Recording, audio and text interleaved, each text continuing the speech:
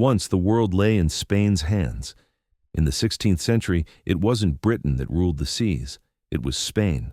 For the first time in history, one crown commanded territories stretching from Europe to Africa, from the Americas to Asia.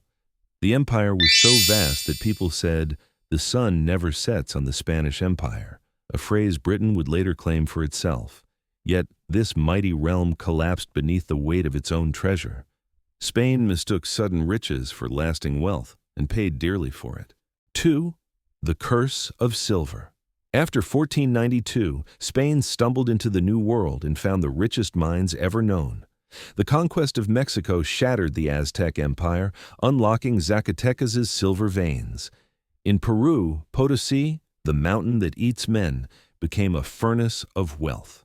Between 1500 and 1650, Spain imported 180,000 tons of silver and 2,000 tons of gold, more than Europe had mined in a millennium. The world's balance of power shifted.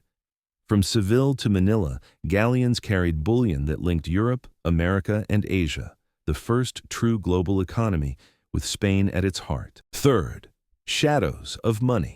When Jamestown was a swamp of struggling settlers, Mexico City already had universities, printing presses, and cathedrals. Lima thrived. St. Augustine stood firm decades before any English town. Yet behind the gold and marble, Spain was hollow. Prices soared, wages froze, and bread became unaffordable. Inflation consumed the empire. Economists later called it the price revolution, too much silver chasing too few goods. The rich gained first, the poor paid last. Treasure turned to poison. Spain's fortune didn't build, it burned. Silver fed luxury, not production. Italian, Dutch, and German traders grew rich selling to Spain while its own crafts withered. Why build when treasure fleets brought endless wealth? The monarchy poured its riches into wars against Turks, Protestants, and rebels. Even the mighty Armada of 1588, built on American silver, sank under its own ambition. Spain didn't just spend the treasure it had, it spent the treasure it expected. German fuggers and Genoese bankers lent vast sums secured by future fleets. But storms, pirates, and delays meant disaster. The empire defaulted 4 times in 50 years, 1557, 1575, 1596, and 1607. The richest nation in history kept declaring bankruptcy. Its credit collapsed every time the ocean turned rough. 6. Pirates and the War of Credit. England and the Netherlands struck back not with armies, but with pirates. Francis Drake, backed by Queen Elizabeth, circled the globe plundering Spanish fleets. In 1628, Dutch privateer Piet Hein captured an entire treasure convoy off Cuba worth 11 million guilders, a blow that wrecked Spain's finances. Each lost ship meant unpaid loans and collapsing credit. Piracy became economic warfare. Silver turned against its own masters. By the early 1600s, Spain still looked glorious on maps.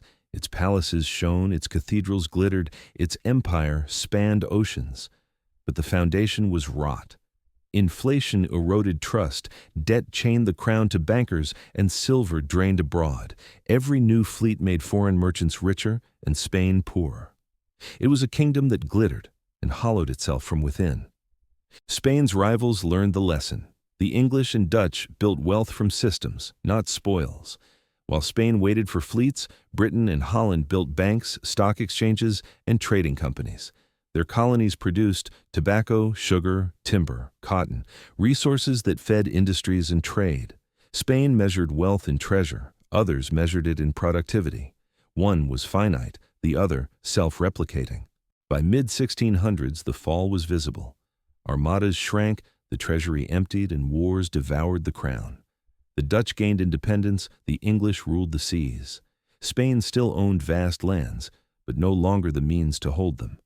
The empire that once terrified Europe had become a ghost of its past. X, the mirror of time. Spain's downfall wasn't just about kings, pirates, or silver. It was about the illusion of wealth. Money without productivity corrodes from within. In the 1600s, treasure fleets sank. Today, banks do. Then pirates struck ships. Now, crises strike markets. The story is the same. Treasure isn't wealth. Silver isn't security. True wealth lies in systems that endure, in creation, not extraction. Spain owned half the world and lost itself in the process. History doesn't repeat, but it rhymes, and the rhythm sounds familiar.